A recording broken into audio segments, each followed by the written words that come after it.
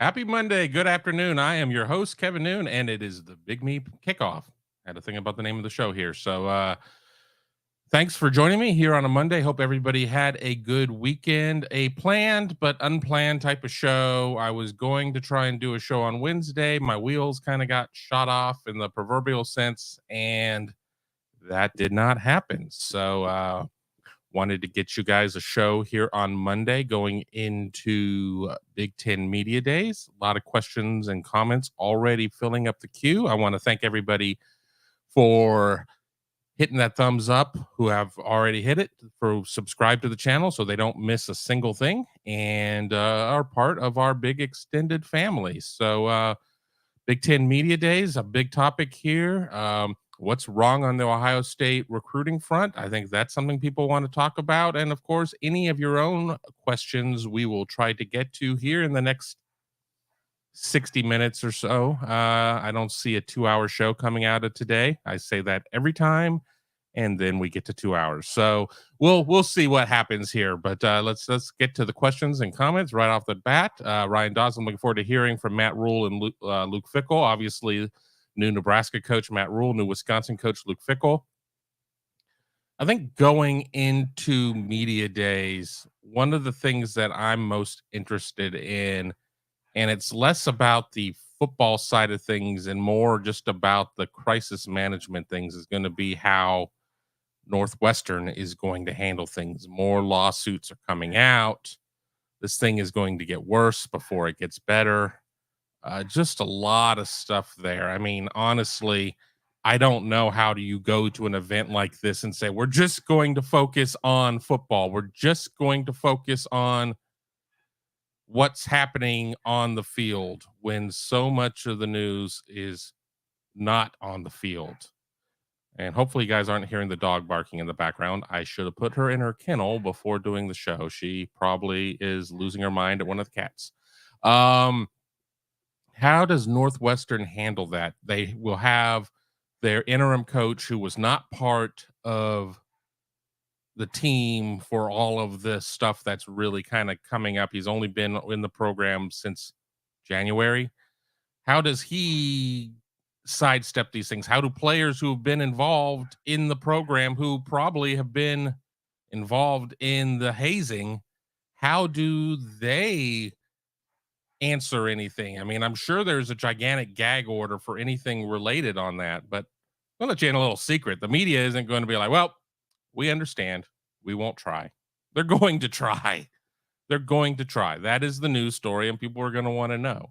Now, this isn't Noon's big Northwestern kickoff, so I know people don't want to talk about that at length, but I think that's what I am looking forward to most. But we'll get into much more about media days, as that's about the only stuff that I prepared, because as always, this is a show you all program.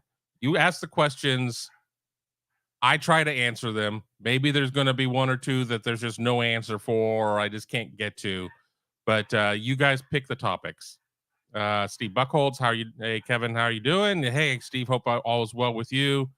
We got Bucktown Bully. Hey, Steve. Hey, Kev. Go Bucks. Doug Shepard. We're seeing all of our regulars here. Mika Hanna. Hey, Kevin. Anything new on Edric Houston? Heard he might be trending towards Alabama. I'm worried. I'm still feeling pretty good about Edric at this point. Edric, down around his circle, is still saying the right things about Ohio State. Now, granted, this is as of a couple days ago, but I still like where things are going on that front. Now, obviously, we are in the silly season of, we're still kind of in the dead period, coming out of the dead into like a visit weekend, coming up here at the end of the month. It makes you wonder if Ohio State should press harder for the commitment, the public commitment. They seem to do really well coming out of the visit. Oh, go home, think about it, everything else. Bullshit. That's what I have to say to that. Bullshit. Get that public commitment now at this point, because they are the kings of getting, having these great visits, and then a month passes and then it all falls apart. Now you're still going to have to recruit just as hard to hold on to the kids, whether or not they're committed, uncommitted, any of that stuff. Um, but with that being said, um, hold on, I gotta answer a text.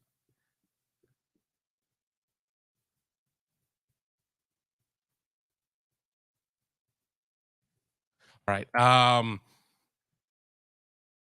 I think it's a case of it. You need to make sure that you push and you get it and you get this commitment and you go from there. I mean, it's fine of saying um it's fine saying, hey, we're going to sit there and drag this out or whatever. And I see a super chat just came in, so I'll get to that here in a second. But if you don't sit there and close, what does it matter? I mean, oh, no, you're going to sit there and some kids aren't going to want to be there. They want the casual approach. Well, that's not working. The casual approach is not working. You need to sit there and maybe apply a little bit more pressure, because we've seen this at the end of the last recruiting cycle. We're seeing that currently in this recruiting cycle. I don't understand. And I'm not in the room when the commitments are going on and everything else, so I don't see how this goes down, but it feels like it's a little too lax to try and close. And I think that is extremely problematic. Now, I could be way off. I could end up hearing from somebody affiliated with, and it's like, Kevin, your take was way off. But from 10,000 feet up, it feels like they are not getting this across the goal line. You're getting it to the two, and then it's like, well, we got 4 plays to get it across the two, and they're not getting it across the two. Get it? I mean, you're getting across the goal line. You need to push harder, in my opinion. Hold on 1 second again.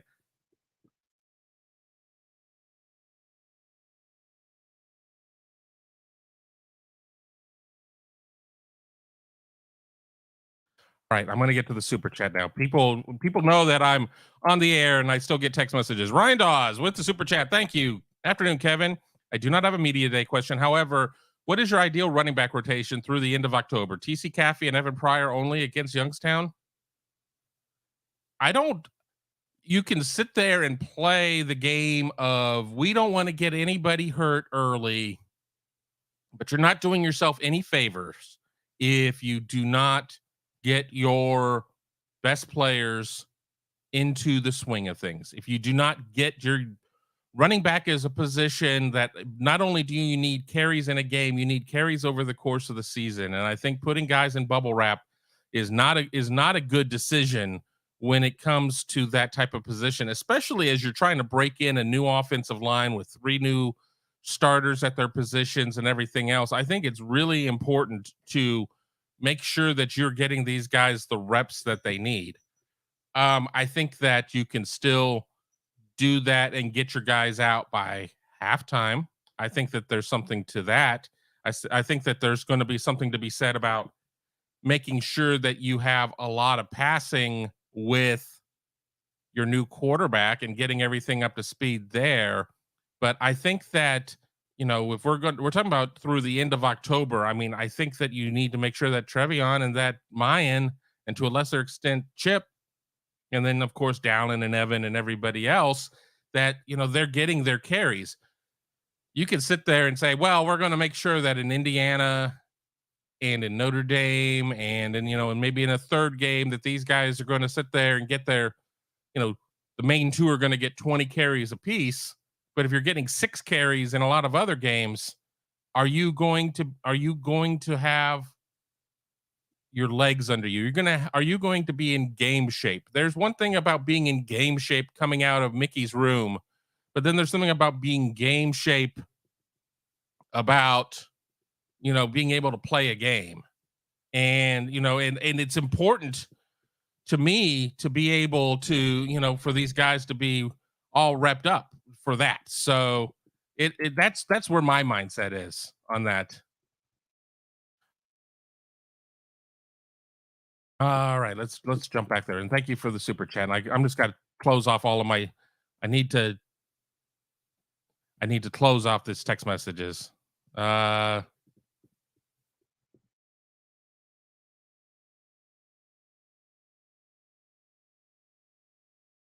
right. I knew as soon as I started getting these text messages right as we were getting ready to start the show, I was host. So I apologize for that. Let me jump back to where we were. Let's just do this here for the people watching us on Facebook. You can support me by sending stars. Stars help me earn money and make more content.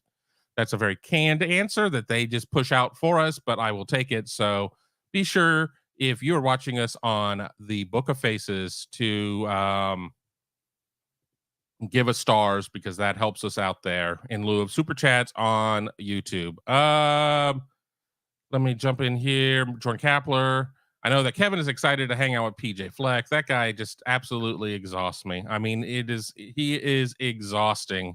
It is more than I can handle with a lot of his him and Han and everything else. So yeah, I'm not probably going to spend a lot of time with PJ. It's not that I dislike him as a person or even as a coach. He's just exhausting. I just can't deal with the Richard Simmons. I'm hopped up on Diet Mountain Dew and Pixie Sticks. I can't deal with that. It's more than this low energy guy can handle. So no, there's not going to be any time there. I'll probably have a chance to, maybe pull Luke Fickle aside for a minute and just kind of laugh with him because I've known him for a long time and some things like that. I'm interested in meeting Purdue's new coach. I want to see I mean, I think Brett Bielema is always must watch TV, even though he's calmed down some of his old age. He's not quite as Brett like. How about that? So, you kind of go from there. Doug Shepard, right there with you, Mika. It's like Saban lets everyone else scout for players, and after he sees what elite teams are going for, he scoops in and gets them. Alabama does not generally start recruiting until October. So they're moving a little quicker right now. They just landed 2025 wide receiver Jamie French, picked up some other guys. I think they're moving a little quicker than they normally do. But even with that said, it is what it is, and it's Alabama. It's Alabama, and their defense is generally going to recruit itself. And while their offense has probably been a little un-Alabama like over the last couple of seasons, it's still Alabama. They have all of these recent natties, and it's going to be what it's going to be. I just don't know what Ohio State has to do to be able to break through. I think that one of the things that is important is you have got to find a way to get James Laurinaitis on the road. Period. I don't care about what the titling is. He needs to be one of your 10 recruiters on the road. And I don't know if it's a case of if you're a GA, even that you can't be cleared, but then again, I remember at a point when Ohio State was in flux and Keenan Bailey was out on the road before he was Ohio State's tight end coach, but because he was QC, maybe the quality control, maybe that was different. But I just think that Ohio State needs to recalibrate its instruments a little bit and kind of change how it is that it is approaching things. And that's not a slight on any coach in particular. And I mean, it's really easy. And I'm sure in the chat, as I scroll down and I get caught up, we'll get to the point and people will be like, yeah, Coach X, he sucks at recruiting. Coach Y, I don't even know why he's here. And we can go on and on from there. And that's all well and good. I'm not here to focus so much on the negative. I'm here to focus on how do you fix the problem. And I think that you fix the problem by restacking the deck a little bit. Ohio State should not have this kind of issue of having guys falling out of bed at the last second. It does not make sense. It's not a case of the bag anymore. Ohio State, lo and behold, Ohio State can recruit with NIL just with anybody else. And and I know that KVA is going to be the guy we're all going to talk about, Kingston Vilamu Isa, the linebacker out of Bosco, who committed to Notre Dame over USC and Ohio State. He was committed to Ohio State for all intents and purposes. And then he goes on his spiritual retreat and has second thoughts and ends up at Notre Dame. It's maybe a little bit more of a unique story than somebody who just kind of wakes up and has an epiphany, but it's not at a spiritual retreat or anything like that. I don't know. Again, I wasn't there. But when you have Marquise Lightfoot, who I do not believe that the door is closed on by any stretch of the imagination, kind of fall out of bed. KVA, maybe to a lesser extent, Edwin Spillman, who committed to Tennessee over Ohio State, but it always kind of felt like KVA was going to be the third backer in this class. Nicholas Rodriguez goes to Missouri. Spillman is going to go to Tennessee, but Ohio State's going to get KVA. So now Ohio State could double back with Rodriguez. I know Ohio State really likes him. I know he really liked Ohio State, but how much of the, well, we're not ready for you yet is going to be like, well, to hell with that. I'm not going there. You just don't know. So I think a lot of that's going to be on Jordan Lyle to continue to stay in his ear since they're teammates at St. Thomas Aquinas and kind of see what comes from that. I'm going to jump around here. Mika asking, can we flip KVA? I mean, maybe. But the thing is that when you have some sort of like divine intervention, who are you to go against that? It kind of makes it a little bit more difficult, in my opinion, if he really had this moment, this vision or whatever. And I'm not downplaying it. I'm not talking it down because that's crappy. I'm not talking down how he came to this decision. But if that's the type of decision you have, wouldn't it take another vision to sway you off of that? I don't think you're like, well, the Lord wants me to go to Notre Dame, but maybe their defense wasn't as good as I thought it was, and I'm going to make a change. I think you need to have another direct line with the man upstairs to be able to come off of that. And Ohio State can't sit around and wait. Ohio State can't sit around and wait 6 months. And again, I guess 6 months would be the end of it. Ohio State can't wait 3 months and just be like, well, screw it. We're just going to wait and see what happens. I mean, that's how you get yourself in trouble. Ohio State has to immediately turn the page and kind of look on. I mean, there are going to be some positions in some cases of where you can hang on for somebody until the bitter end. Is KVA going to be that guy? I don't know. I mean, he's a hell of a player. I'm not downplaying what his abilities are, but do you sit there and run the risk of just not being able to get a third backer in the class? I mean, you have Garrett Stover and you have Peyton Pierce. Do you run that risk? It seems like a kind of a big thing to put too many eggs in that basket. Everybody talks about, well, he's committed there for now, but until we flip him. But by putting all that emphasis on flipping somebody, you probably need to show them that you're not really trying to fill that spot out from under them. And you really can't have it both ways. Oh, we're not recruiting anybody. Hey, Nicholas, you want to come in? And then, I mean, your word's got to be worth something. And this is a business and things happen. And just because you have a committable offer today doesn't mean you have one tomorrow or vice versa. But your words need to mean something. So I don't know if I'm really buying that one changing. And I also really, less than 24 hours after a kid commits, maybe outside of Marquise Lightfoot, I really, I'm not really going to be like, oh yeah, there's certainly the opportunity he could flip.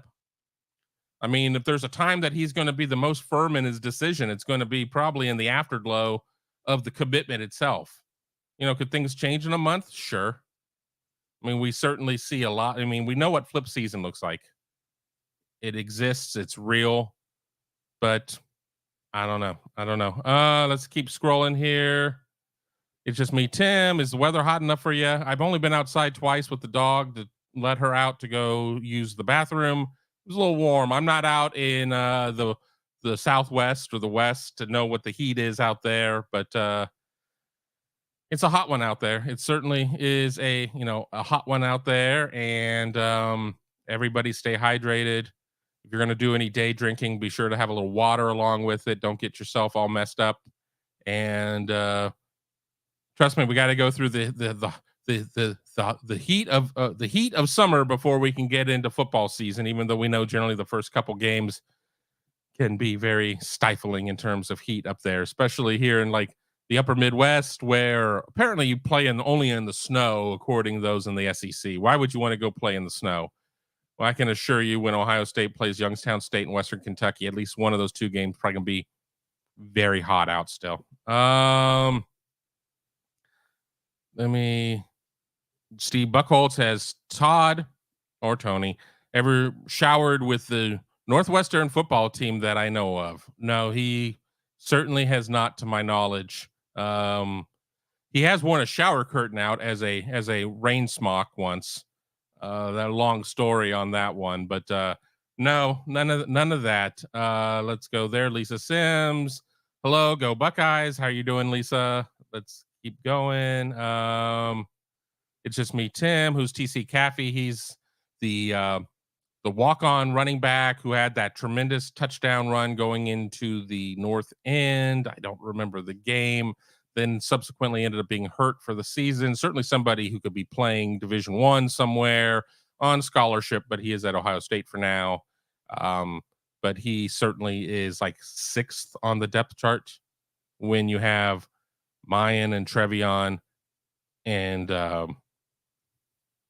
Chip, that's 3, Dallin and Evan, that's 5. And then you get to, your walk-ons. And I would put Caffey probably 6. Odysseus, does our staff on D have issued closing on recruits? Or maybe they don't scout well and waste resources on recruits who weren't going to Ohio State? Well, I think that it's a closing issue. It's funny because you'll get staffs who come out and say things about, I mean, we definitely let the kids know we want them, but we don't apply the hard sell. Well, I think the reason why those conversations come out is, when kids disappear. It wasn't a case of where KVA wasn't going to come to Ohio State. Ohio State was absolutely, prior to this retreat that KVA went on, Ohio State was absolutely the favorite to land him. Not a doubt in my mind. 48 hours before Marquise Lightfoot committed to Miami, Ohio State was the favorite to land him. Not a doubt in my mind. Ohio State certainly had every opportunity to land Edwin Spillman. Not a doubt in my mind. I felt that Ohio State was always very much in the mix for landing Jaden Jackson, the defensive tackle from IMG that ended up committing to Oklahoma. I'm not ready to say Ohio State was a favorite in that one, but Ohio State certainly felt very good. Not a guess.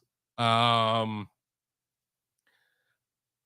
just need to kind of figure out what the happy medium is of applying more pressure to get that commitment. I mean, here's the thing, like spring game commitments mean about nothing to me. That's so far off and everything else. But with that being said, if we're going to see official visits moved up into June, they have to be treated like official visits in October. And you're trying to close the deal right then and there. You don't need to take X, Y, and Z visits. Just let's go. Let's go public. Once you go public, I mean, yes, we see kids decommit all the time. But once you go public, there's just a little bit more to it. I think they need to push harder for that. I don't know. I've not had the opportunity to really sit down and talk with Mark and or Alex about that landscape. We have a 3-hour drive to Indianapolis, a little less, tomorrow for Big Ten Media Days on our way out there to get in place. I'm sure all of that will come up in the car and we'll talk about it, and I'll probably have a little bit more perspective, bouncing some things off of Mark and, Tom and Tony as well being in the car. But it just seems to me that a more laissez-faire type of approach is not going to work. I don't care if you recruit top 2, top 3, top 5 classes every year. Everybody else is out there busting their ass. So you just can't do that. But I don't see it as that they're putting a lot of time on recruits aren't going to go to Ohio State, because you can go through the list and see, oh, well, they've offered 28 guys at this position to take two. Well, you have to offer a lot of out of state guys even to have a spot, a chance to recruit them. So I don't get too caught up on, it's February of the recruiting cycle and a long time until they're going to sign, 10 months until they could potentially sign. It's like, oh, well, they're full, they're all in on this kid. No, they offered this kid so they have an opportunity to continue to recruit them. Because if you're the out of state school, especially the out of region school, that's your price of admission. You need to offer. And, again, there's various flavors of offers, and not all of them are offers. Some of them are just, hey, see you at camp offers and maybe offers and everything else. So that's my view on that, Odysseus. We're going to scroll down a little bit more. We got Odysseus again. For example, it was heard KVA bomb was pushing for Indy. Maybe the staff shouldn't waste time on recruits whose moms want them to go elsewhere. Well, you know what? I think that there certainly is a case of that, but Ohio State lands kids all the time whose mom or dad want them somewhere else. There are kids that Ohio State loses out on, even if mom and dad want them at Ohio State. So it's all kind of a case of, do they, I would rather have my kid here, or I'm going to flip the blank out if my kid does not land here. And I don't think KVA's mom was of that mindset. I know that there were people close to him that were very comfortable with him being at Ohio State. Now, I can certainly understand for a family that is very religious, wanting their, son to go to Notre Dame, great Catholic institution and all. But when the parent becomes larger than the recruit in the recruitment, that becomes an issue. So, and if we really saw that kind of case, why would anybody ever recruit a legacy to somewhere else? Unless the legacy school's like, yeah, you can't play here. Why, if it were just that simple that mom or dad,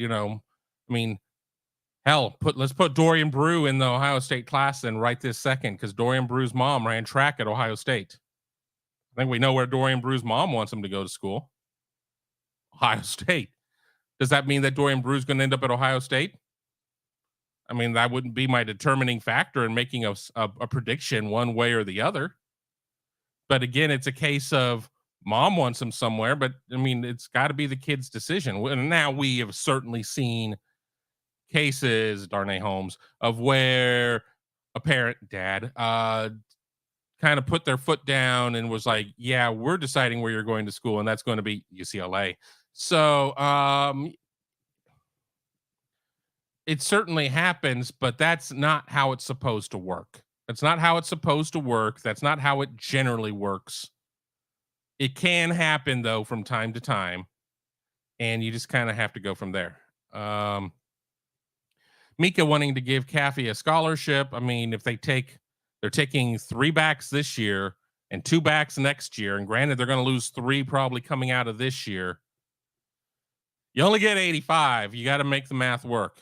Now, obviously, Xavier Johnson is the point. He's one of the guys that can show you that the walk-on can work their way into scholarships and everything else. But if Caffey doesn't move up above the 5th running back at Ohio State, why do you give him a scholarship at that point? And the thing, too, is that scholarship doesn't mean anything. Get him an NIL deal. Get him an NIL deal that covers the cost of tuition, and that's the same thing. Then he doesn't count against the 85. So there are ways to kind of work around things and everything else. And, the fears of, program like Nebraska, which has got such a strong walk-on tradition, could sit there and NIL their 20 walk-ons. Nebraska needs to be more concerned about 1 through 85 than 86 through 105. Plain and simple. And I say that as somebody who likes Nebraska to a certain extent. I really like their fans. I think their fans are super people. But, for Ohio State, 1 through 85 isn't as much of a concern. Maybe 86 through 105 is. But it's not going to be to the point of where where Ryan Day is going to be going to the 1870 Foundation. It's like, we have got to find a way to get our 20, our 20 main walk-ons money to be able to do this. No, I mean, because the reality is that you can have 85 guys on scholarship in any given year. How many of those 85 guys are actually going to see more than just a smattering of playing time? You're not going to play all 85. I mean, you certainly are going to redshirt half your class, 2/3 of your class, whatever. Let's just say that they redshirt 12. So you're already at 73. You're probably going to go into the year with a couple of injuries that are probably just not going to get any better. You're already at like 70, and you still end up having 15 guys that maybe come in a couple times on like special teams units, but just in order to maybe keep their red shirts. So there's Mika, there certainly is a reason to be a big fan of TC Caffey, but I also don't know that a path to scholarship is something in the immediacy. But I don't know. I probably wouldn't have told you a couple years ago that Xavier Johnson was well on his way to that scholarship. So again, we know what we know and we don't know what we don't know, and generally the latter is much more prevalent. Let me kind of jump in through here as we go through things. Once again, the light shining right in my eyes makes this very difficult. Oh boy. All right, here we go. Troy V. Richard Simmons was a health expert and Dr. Ruth was a sex expert. The 80s were weird. Yeah, yes, they were, but I wouldn't have grown up in any other decade. Born in the 70s, early 70s, but really came of age in the 80s. It was quite the wild time. And you need to put Dr. Drew in there probably somewhere, but that probably is a little bit more 90s. Dr. Joyce Brothers, all sorts of doctors telling us what we should do. You should listen to your doctor, though, more often than not. Elsu Zabo being one of them, if she's hiding here. I don't know. I have not scrolled all the way through. We are way behind on our comments. I sure enjoy hanging out with you all, especially Kevin's Big Me. I really enjoy having everybody here. Again, I don't promote these shows that often. I did kind of decide last week that I was going to do a Monday show. And, this may replace a Friday show. We'll see what Friday looks like. A lot of stuff that we'll probably want to talk about. We may end up doing a live show regardless, but maybe under one of the other brands, either Buckeyes Tomorrow Morning or the I'm totally spacing on Tony's show, Buckeye Weekly Podcast. That's why you need to make sure you subscribe to the channel, hit the bell, don't miss out on a single thing so you know when we are going to go live. Be sure to hit that thumbs up. That helps us certainly with the algorithm. It keeps the YouTube monitors happy, shows that we are doing great content, and we'll make it so I do more shows. So thumbs up means more noon shows. No thumbs up, not as many noon shows. So there we go. It's just me. Tim, are you going to Media Days to cover it? Yes, I will be leaving my house probably sometime in the 2:00 hour to start heading to Indianapolis, get in place there, have a couple beverages, and things will start Wednesday morning. Ryan Day and Ohio State are there on day one, but we will be there for the entirety to speak with all of the programs, plus new Big Ten Commissioner Ken Petiti, Bill Carollo, the Director of Officials for the Big Ten, and anybody else that they put in front of us. We will be there for the entire event. So be sure to keep it locked in at BuckeyeHuddle.com, as well as all of our outlets, including YouTube and our podcasting outlets. But wow, with everything coming up with Big Ten Media Days, good time to get on board with Buckeye Huddle. But you know that. Why aren't you a member yet? You know better than that. Come on. Now's the time to get on board. We are about a month away from the start of 0 week. We're another week beyond that for the start of Ohio State playing. So this is the time to get on board, learn your way around Buckeye Huddle, start to find out all of the cool things that are there, get full access, talking to Tom, Tony, myself, Mark, Alex, all of our experts on X's and O's, all of that good stuff at BuckeyeHuddle.com. So check it out. Let me keep rolling here. Jeremiah Yoder Hey, Kevin, maybe you could go and do some recruiting on the road for Ohio State. Ain't nobody got time for that. They don't one, they don't need me out there recruiting. Two, I would beat myself up if I did that. I have certainly seen through the years people who are out there covering a team, extolling the virtues of that team and of that campus and of that coach. And every part of my insides wants to cringe and fall right out. It is it is disgusting. I hate seeing that kind of stuff. We are there to tell stories. We are not there to recruit. Now, with that being said, when we go on Southern Swing and we go to the state of Georgia or Florida or wherever we may be, and we're in these kids' schools, we don't have to say anything positive about Ohio State. It shows these players that the reach of Ohio State is so great that reporters are going to come all the way down to their school to come and talk to them. So I know for a fact Ohio State is not disappointed in events like Southern Swing and when reporters get on the road to do these types of things. But I have never been asked to say positive things about a school. I've never been asked to say negative things about a school, and I wouldn't do it if I were asked either way. You have to have your reputation. You have to have your ethics. And I know Jeremiah is not saying, no, I mean, this is a serious request. I know he's just having fun with me. But there is something to be said about remaining impartial and telling the story. Yes, I would love to see a lot of kids end up at Ohio State because I enjoy talking to them, and that gives me 3-4 more years to talk to them.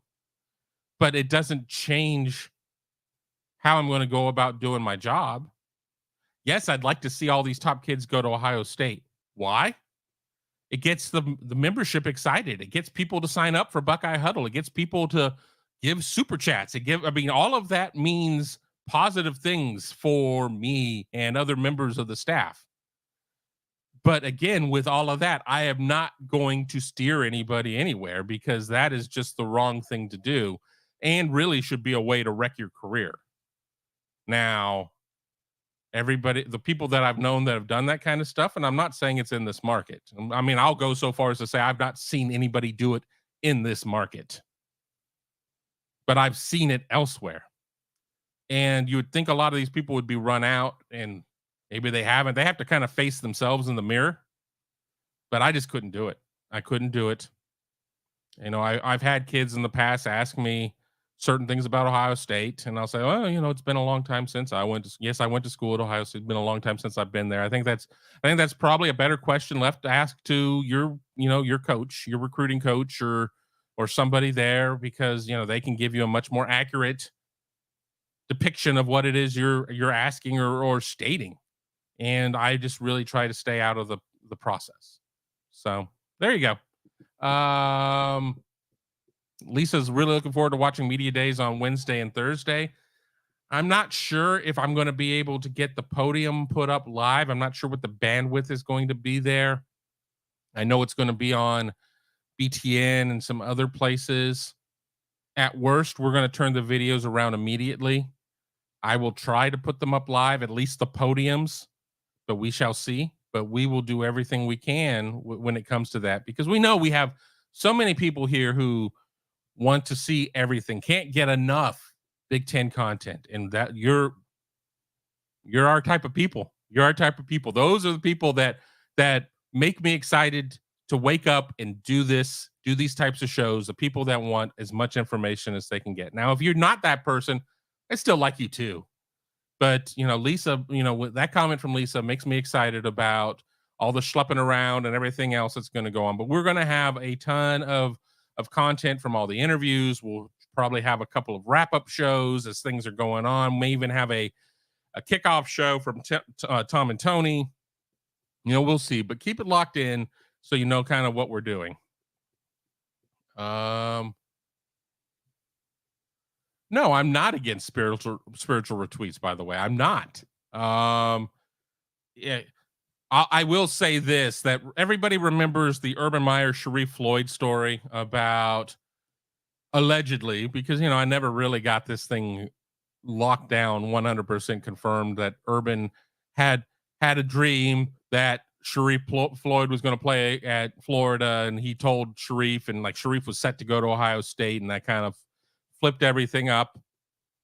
I don't know. Mysterious things move in mysterious ways, and I can't, I don't have an answer for all of that. I don't watch Ancient Aliens. I don't know any of that kind of stuff. So, I mean, it kind of is what it is.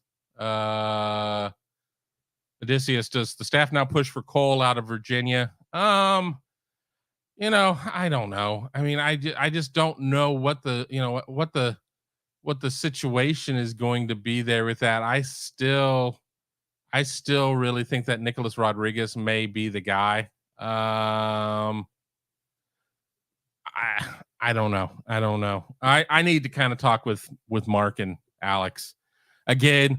I had all these plans. I'm going to come in here, and one of the things we're going to talk about is KVA to Ohio State. I was until Sunday morning, I was like, it's going to be Ohio State. And then things started to leak a little bit. And then I talked to a buddy who covers Northwestern or Notre Dame. I'm sorry. But my buddy who covers Northwestern's got more than enough on his plate right now. And it's just starting to fade. And I talk, it just does not come together the way that it's supposed to. And, it happens, but you can't sit there and look at the Justin Scott situation, which kind of came out of nowhere. And it's like, well, that's great. And all the rest is bad. I mean, yes, you can, because that's the natural reaction anybody's going to have. But surprises happen, positive and negative. And Ohio State has certainly probably had more negative here as of late. Even though I think that the addition of Justin Scott supersedes a lot of this stuff. For how good he is, the uniqueness of how good he is at his position, for the need of his position, for who it was that he was looking at as well, keeping him away from the team up north. I think all of that's really important. I think that losing a linebacker, while it sucks, and I think that KVA certainly has a lot of ability and a lot of talent, I think he could be a very, check plus type of college player when you're going on a 4.25. And I understand that he fit into one of those two, but you're only having to get two linebackers on the field more or less a year. There is, there's a little bit less to it. But again, let me kind of chew on the fat of that one a little more. Peace Clan. I'm having PTSD from last year when we whipped on those high caliber D guys. What a kick in the junk. Sucks. It does. It was, again, not expected. It just kind of happened. How do you fix it? How do you go about fixing it? Well, you could have more money to the NIL. I'm not here to stump on behalf of any of the NILs, but if you want more money at the NIL, people have got to give more money to the NIL. I mean, is what it is. It's not like everybody is given a pie at the beginning of the year and that you're breaking, everybody's breaking equal pieces of the pie. People need to donate to the NIL collectives for recruiting and things of that nature. I think Ohio State has come a long way in terms of its NIL. Again, the KVA situation is just a little bit different, in my opinion, than maybe Marquise Lightfoot. I still don't really know what the Edwin Spillman situation was. I think that was just more of a case of everybody thought they were getting KVA. So you can either pay kids more, you can put more pressure on them to get that visit commitment. I think there's something to that. I think that sometimes when a kid comes out and says they're going to go somewhere, a lot of kids aren't going to decommit. Well, I said it. I'm in. I'm not going to change. As opposed to having a month of, well, now we know Ohio State leads all the other programs. We know Ohio State leads. All we have to do is tear them apart over the next month. We don't even have to build ourselves up. We just have to tear Ohio State apart. 1, 2, 3, XYZ. Look at all these reasons why you shouldn't go to Ohio State. I don't think that Ohio State is not recruiting well. I don't think Ohio State is not following through. Ohio State has a very strong roster of recruiters. Maybe not 1 to 11 when you put Ryan Day and the 10 recruiting coaches in there. I mean, maybe 9, 10, and 11 need to be looked at a little bit in terms of what it is that they're able to do or where they're best served in the recruiting scheme of things. But I don't think that just dragging is going to get it done with these high profile out of state kids. I think you can drag a little bit more in state, but otherwise, no, I don't know. And I mean, again, if a kid's like, this was the day, this is my father's birthday, Aaron Scott situation, or whatever the date is that Edric Houston has. I mean, you can only push so hard at that point if there's really a day that they're on there for. But again, I don't know. I don't know. And I'll wait till I kind of see some things in the comments as I'm woefully behind in terms of where I am because I've gotten off on a couple of huge soapboxes, but we'll keep rolling on here. Odysseus, was Ohio State ever crystal balled for the big three last year like they are for Stewart and Houston this year? I don't work for 24/7, so I don't follow the crystal balls that closely. I think some people were in on Keon Keeley being there, but I don't remember for sure. But again, just things dragging on and dragging on and dragging on. I don't like it. I don't like it. Chad W saying it's 114 where they are. Peace Clan saying it's 99. Let me keep going here. Mika Hanna, is KJ Bolden a Buckeye? TBD. I don't know. I don't know. Nobody's nothing until they sign. So until I see more, I mean, I don't know. I know that everybody kind of has their opinion on this. And I think that if you look at certain groups, I mean, I think Ohio State feels it's Ohio State and Alabama. I think Georgia feels it's Georgia and Alabama. I'm not sure what Alabama thinks. It doesn't mean anything for consistency of, oh, well, everybody thinks that this one team is in it and then everything else is kind of jumbled. So therefore, vis-a-vis, it must be this. That's not how it works. I still feel Ohio State has a very good shot there, but why don't you ask me coming out of Sunday when I kind of see how things end with Aaron Scott, how I feel about where trends are at that point. Coming off of a couple of misses, it's very easy human nature reaction to be like, oh, they're not getting anybody ever again. So, I think we need to sit there and have a little bit more of a clear playing field, clear deck, and kind of go from there. Who do I think will be the Final Four this year? And I certainly hope we're talking about football and not basketball, because college basketball, not on my radar at this moment. Not at all. That won't be until probably September. I like Ohio State there. I like Georgia there. That's 2. I don't like the Pac-12 sending anybody. I still think USC's defense is a tremendous liability. I think that there's enough parity in the Pac-12. The Pac-12 is the conference of quarterbacks this year. I think there's enough parity there for somebody to win another 48-45 type of game against USC. So let's just cross the Pac-12 off. I'm not sold on the Big 12. I mean, is Texas going to get there? We're back. I mean, I don't think so. TCU loses a lot. I know a lot of people like K-State, but I'm going to just cross the Big 12 off. So now we're down to 3 conferences for 4 spots, and really for 2 spots. Does the ACC produce a CFP team this year? Is that Clemson? Is that Carolina? Is North Carolina? Is that Florida State? Is that it's not going to be Miami. Let's just be real there. It's just not. Clemson is the team that seems to have everybody's number more years than not. They've gone out of house with one of their coaching hires, hiring somebody on the offensive side from TCU, Garrett Riley. I think that fixes a lot of the issues that we saw from Clemson last year.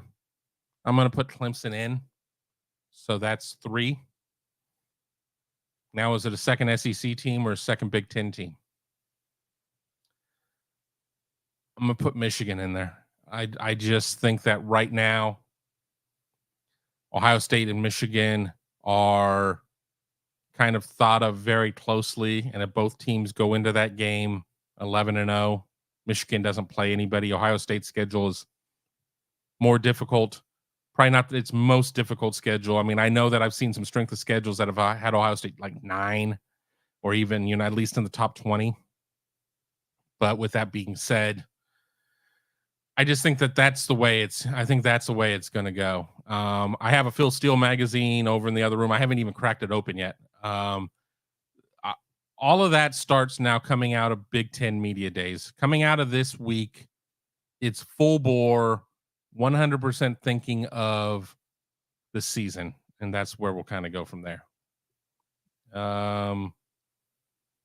Let's keep scrolling as this thing just jumped. I know I'm going to miss a lot of questions. I'm sorry on there. Mika asking about Booker Pickett Jr. That is somebody I don't have a lot of information on at this point. I don't care about what's planned. I need to see him on campus. You can plan a visit all you want. He's one that it's much more important for me that he arrives on campus, and then I'll be like, okay, stuff's real. The right stuff is being said. I think the visit could take place, but for now, it's just talk. And until it's not talk, until it's action, then I'll believe it kind of when I see it. Robert L believes not getting KVA looks way worse for USC. I mean, Bosco does send a lot of kids to SC, but it's kind of like Buford in Georgia. Buford doesn't send everybody to UGA, and Bosco doesn't send everybody to USC. We're not the USC show, so it's going to look really bad for Ohio State amongst the people who are consuming this show because that's where their rooting interest is. Maybe save one or two people who just like to come on here and troll, but it's it was a tough loss for both Ohio State and for USC for various reasons. Feeling on Aaron Scott. I mean, my plan is to go to Springfield and put that commitment ceremony up live as long as I get enough information in advance. I'm not going to do that just because I want to go hang out in Springfield. I live east of Columbus. I don't need to go all the way west to west, but I'm still feeling good there. So I know that doesn't necessarily make anybody feel any better at this moment of you were pretty damn sure about KVA, weren't you? Yeah, I was. And again, up until a week ago, he was going to Ohio State, in my opinion.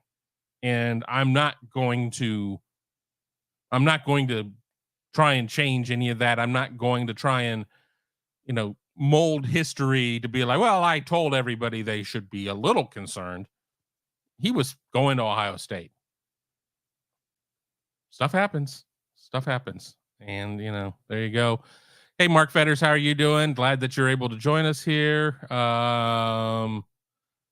We got my doppelganger, Kevin, asking thoughts on Dylan Stewart heading to South Carolina barbecue. Do we know that one for a fact? I'm not saying it couldn't happen or it won't happen, but do we know that for a fact? I know that he's been mentioned as an expected visitor. Expected doesn't mean anything in the world of recruiting. There have been plenty of times that I've expected guys at camps and they don't show up, or guys were expected to end up elsewhere and they've shown up at Ohio State. It certainly does not help if he ends up there. That's for certain. More FaceTime that he does with South Carolina coaches and players and everything else is not in Ohio State's best interest. I don't think he would be going there to sit there and let South Carolina down easy. But, what happens if he takes a visit for their barbecue and then he still finds a way to come out to visit Ohio State? Is it a wash at that point? Or is it a wash because you go to both places? Again, I don't know. I know that there are a lot of people who've been kind of hinky on Stewart's chances. I've never pushed my chips all in on that one. I know that that's kind of a cop out, be in or out, but I just don't have a good feeling there. And South Carolina feels like such an outlier to begin with in a lot of ways that you just kind of wonder what it is that attracts a kid from DC down there. But I don't know. I don't know. Every kid's got their own reasons. Uh, keep scrolling. My buddy Steve.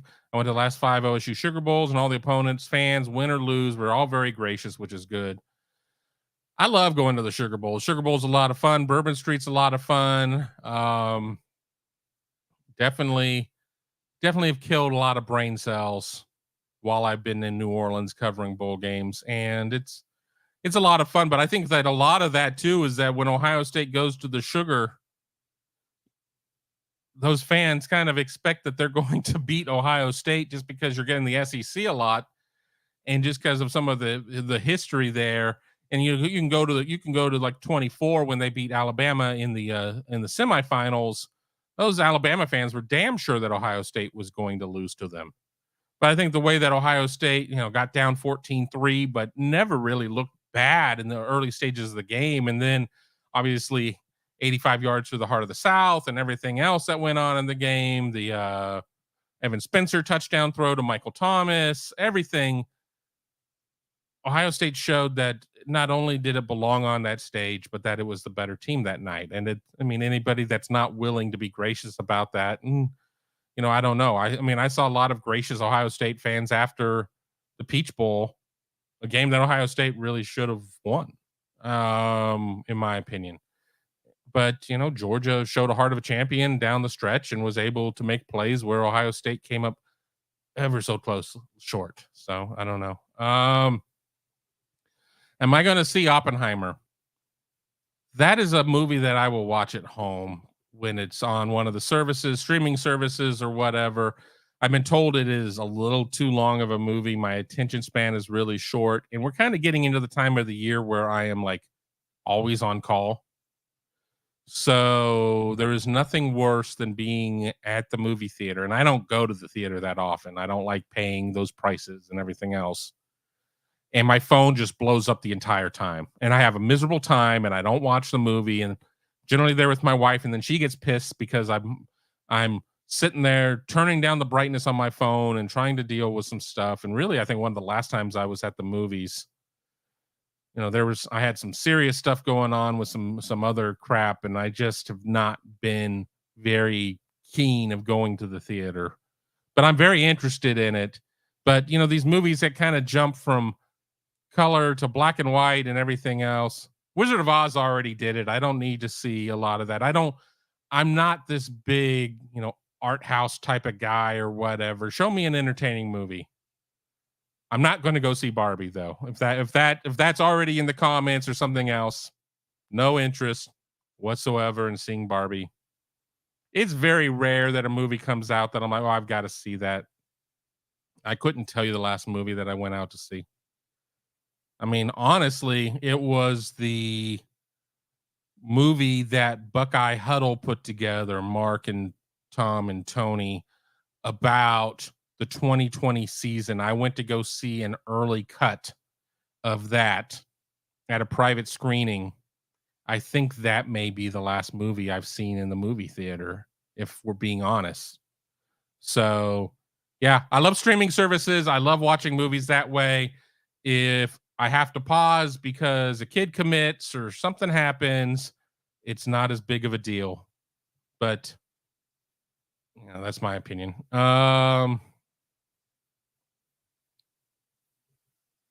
Odysseus, rank Big Ten coaches as stakes.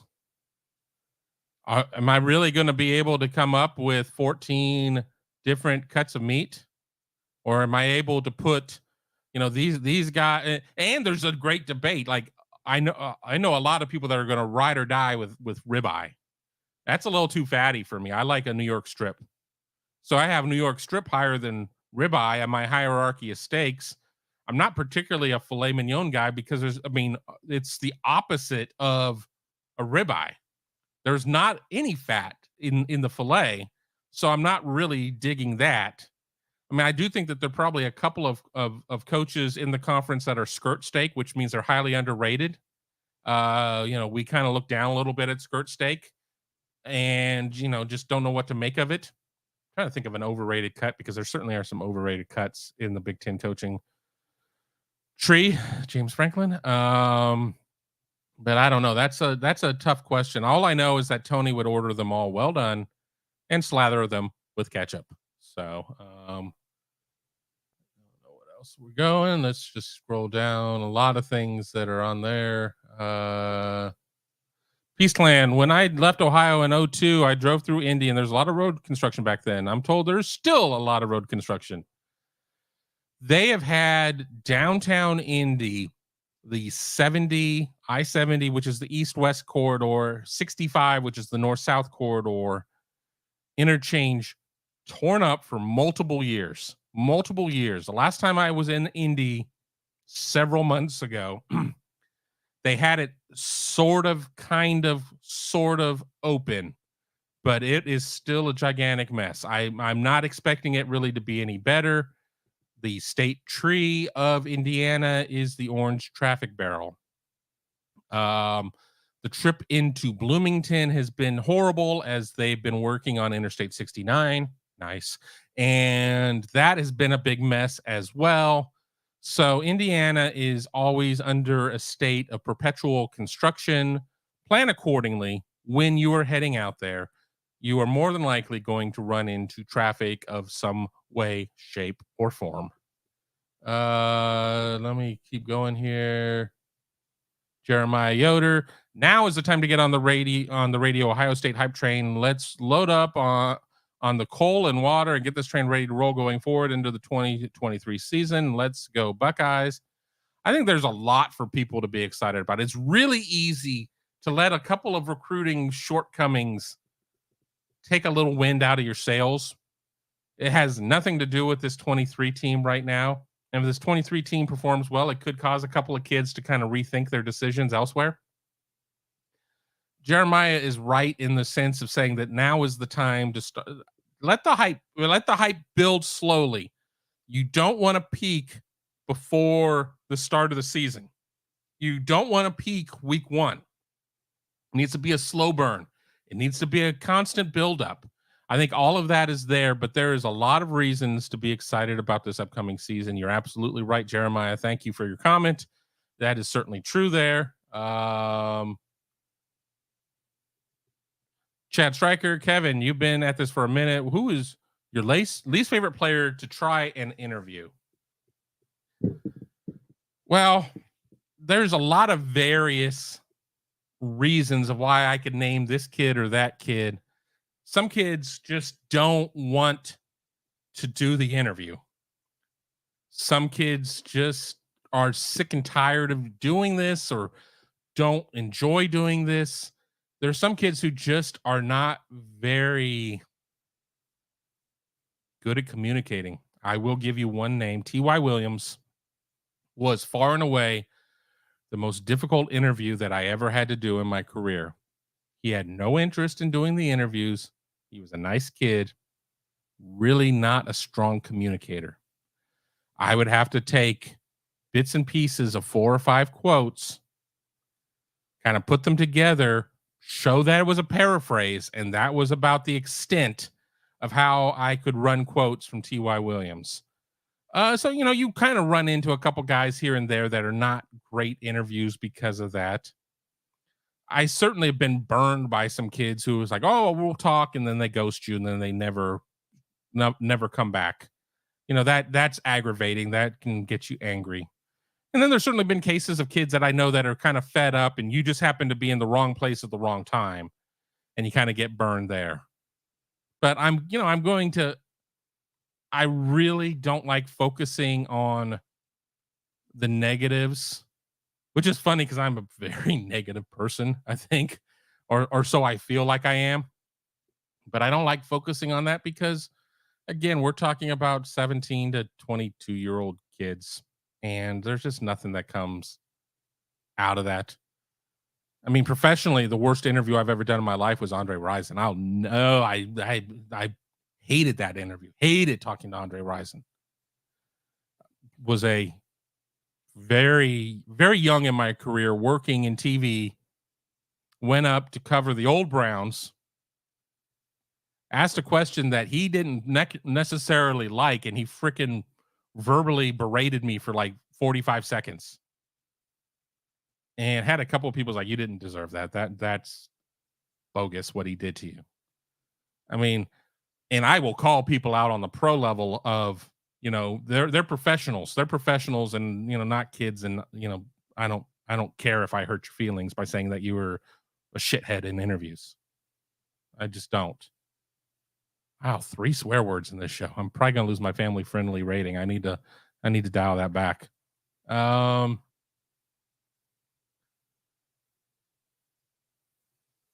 Let me keep scrolling here. We got a lot of OHs and IOs and everything else, and we're all ready with that. Mark Fetters, college football needs a salary cap. Absolutely not. If you are an Ohio State fan, why in God's green earth would you want a salary cap? Ohio State has so many built-in advantages over so many teams out there. That's like being a fan of the Dodgers or the Mets and wanting a salary cap. You would absolutely not want that whatsoever. And with your laughing, crying emoji, I can kind of read the inflection there on that. There's no, hell no. You know who wants a salary cap? Maryland. Maryland wants a salary cap to be able to try and compete, because where they get blistered on the recruiting trail at home and seeing all those kids going to Ohio State or Alabama or Penn State or wherever, they'd have a much better chance of keeping them if everything were equal. We do not need communist football. If your market can dictate more resources, more power to you. If your market can't, grow it. Grow it. And eventually we're going to get to the split of where we're going to see 48 teams split apart out of 1A and have do their own thing. That's where this has to go. That's where this has to go at some point. It really does. And it has nothing to do with your conferences, and it has nothing to do with the remainder of the leagues. I think that the Big Ten is great for everything else, but if you create a 48 team super league, whether or not it's 224s or 412s or whatever, however you want to do it, 316s, that's where it's got to be. And just because you're in the SEC or you're in the Big Ten doesn't mean you get included into that mix, because you have to pay X amount to be able to compete, whether it's, cost of attendance, NIL, whatever the hell it is. And if you can't just be there riding, hoping to pick up a paycheck. This can't be like old NASCAR of where you were start and park, where you would make the field, you would drive around 3 laps, and then you would park it because you only had one car body and one engine and one set of fenders and everything else. And you're making more money. You're making more money by qualifying and getting into the race and taking number 42 money than you would going out there driving, wrecking your car, and probably getting number 42 money. You can't. So that's my view on that, to oversimplify it. Mike Smith's getting more excited every day. Absolutely. I just packed my gear bag for Big 10 Media Days, charging batteries and some things at this point. It's starting to feel real at this point. At the end of the month, I get my new Ohio State parking pass or somewhere around there. I think at that point, it really feels real when I have my new 23-24 parking pass. Okay, here we go. We're set to go. Let me see.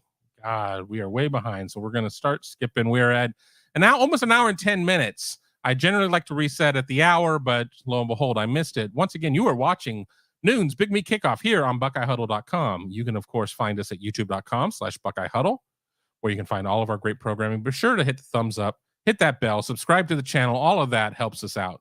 If you're watching us on the Book of Faces, otherwise known as Facebook, I've seen some thumbs up and some hearts over there. I really appreciate it. If you really like us, send us some stars. Not exactly sure how those work entirely, but that does put a little money in our pockets to continue creating great content. Don't miss out on a single thing there. And then, of course, if you're listening on any of the podcasting platforms, be sure to write us a 5-star review, even if it just says ketchup sucks, just so we do better with the algorithm of how it distributes us and more people can listen to us. All right, all of that aside, I'm going to keep scrolling here. Yakov, have I thought of growing a full beard? I think I would look good.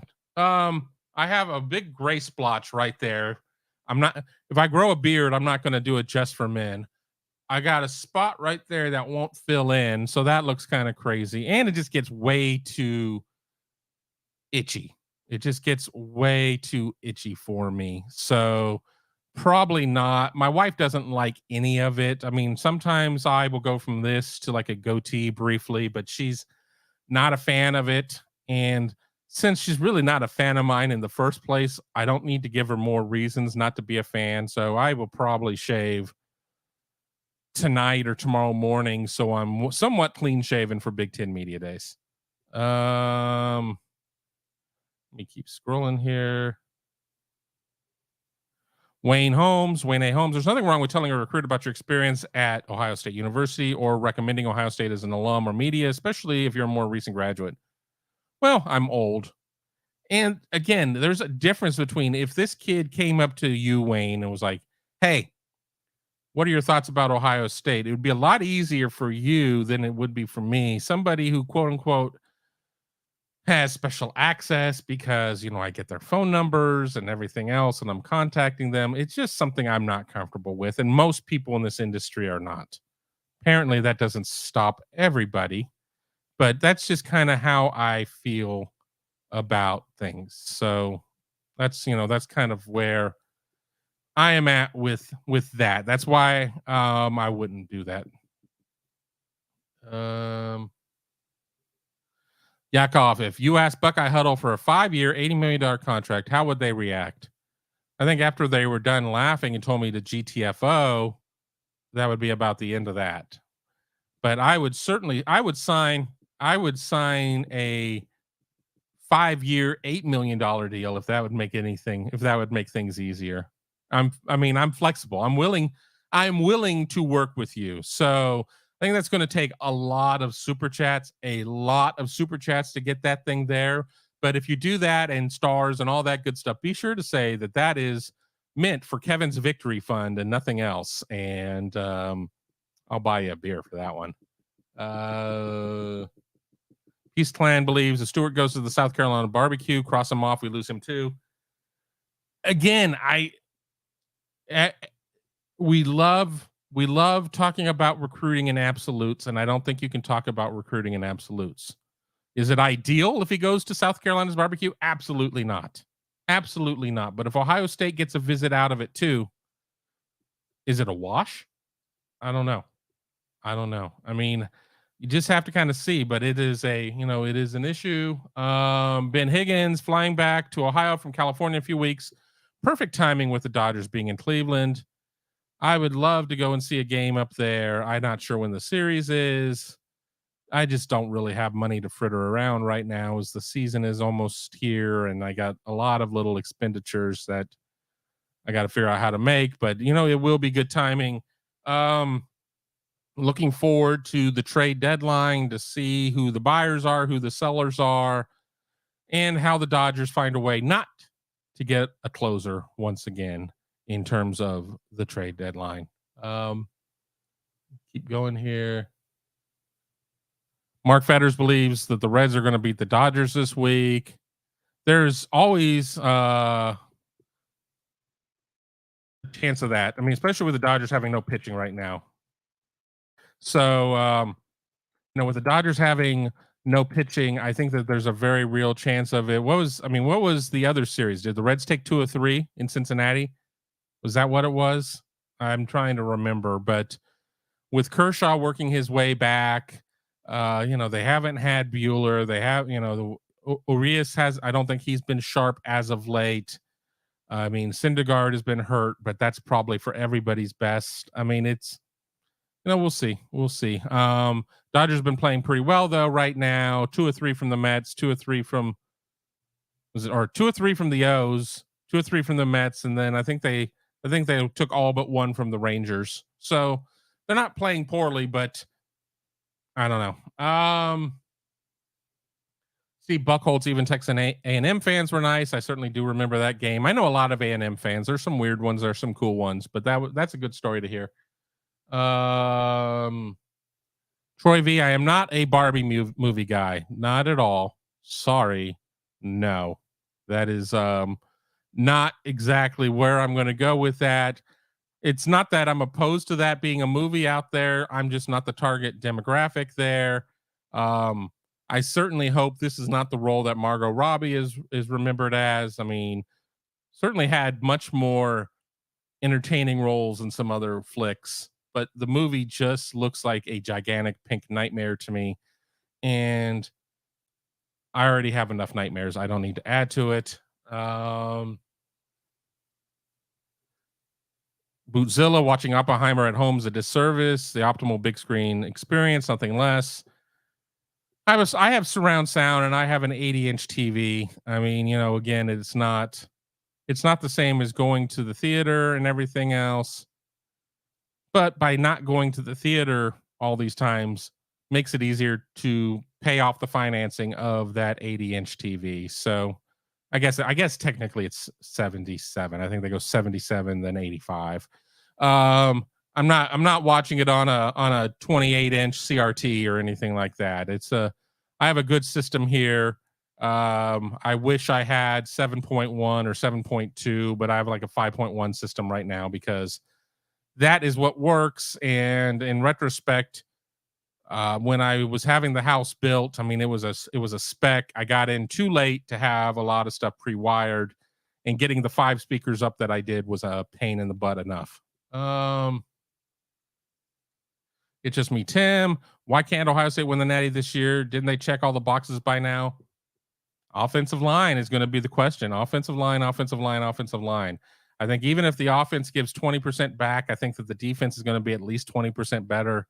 I think that if you're there, it's certainly you're going to have the chances. Ohio State going to be able to run the ball against Penn State and Michigan. I mean, most importantly against Michigan, if Ohio State comes in with a balanced offense, if Ohio State comes in with at least 3 healthy running backs that are on scholarship who have seen a significant amount of run this year, I think Ohio State is in very good shape in that game.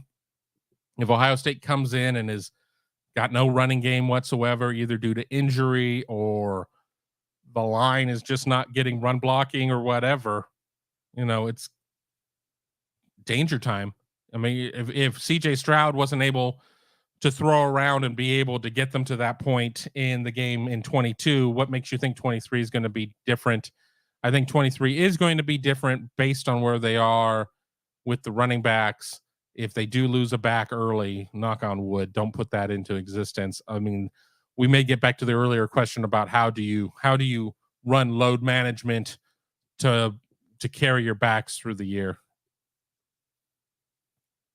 Chad Stryker, wow, Andre Rison, that's way back. That's in the way back machine for the Browns too. F that guy. He was so mean. Oh my God. I think I was too shocked to have a tear roll down my face. I think I was too shocked. I mean, I'd never been spoken to like that in my life. But it's there.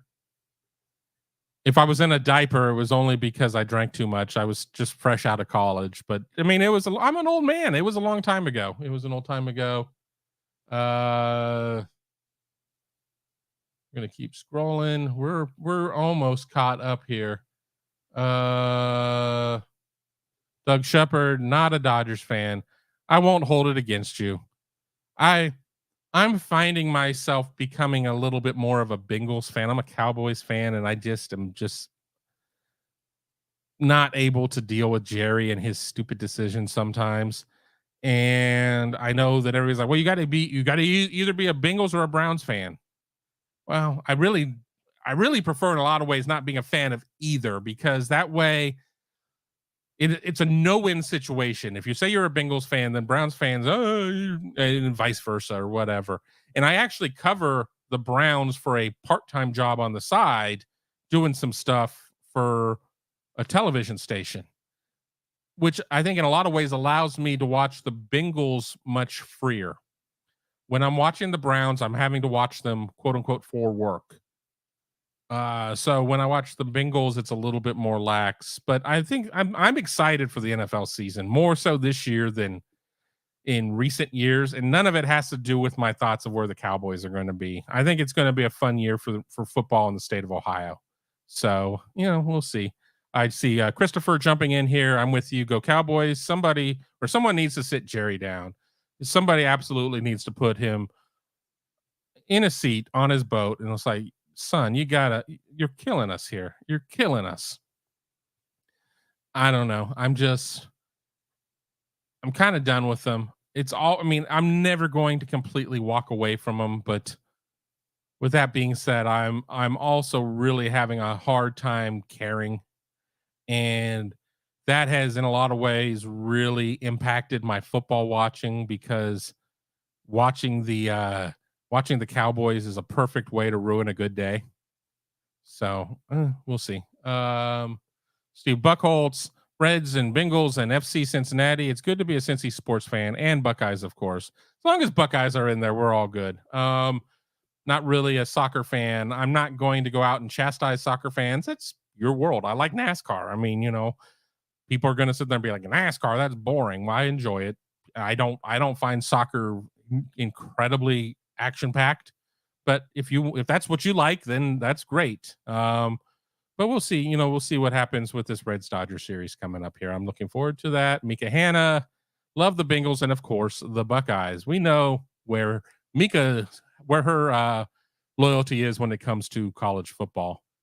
Well, we've run about an hour and 20 minutes. We've had a nice run here, so I think we're going to call it a day at this point, so I can continue doing some laundry. So I have clean clothes for Indianapolis. But once again, be sure to join us the rest of the week for Big Ten Media Days coverage.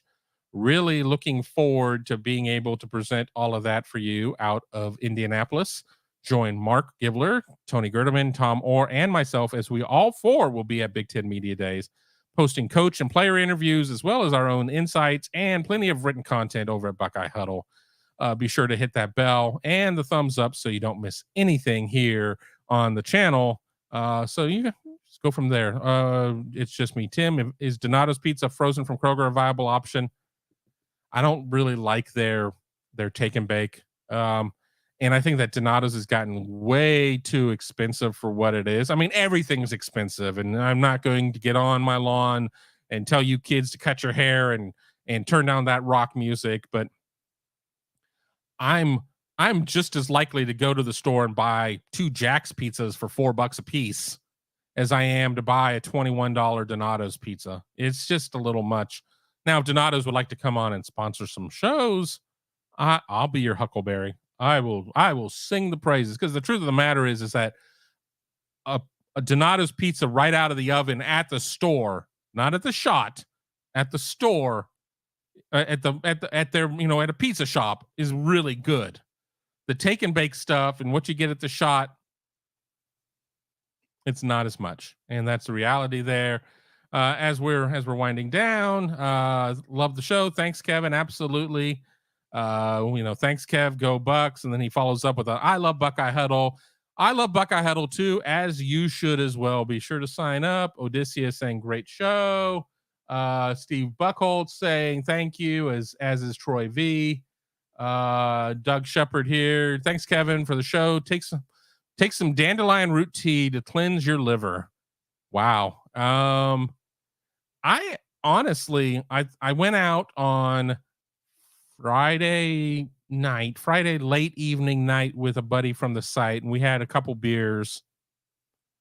I don't think I've had anything to drink since. Doesn't mean I'm not going to drink several beers in Indianapolis, but you got to remember you're there to work, and it's a lot more work than a bowl week in terms of it is a much shorter period of time.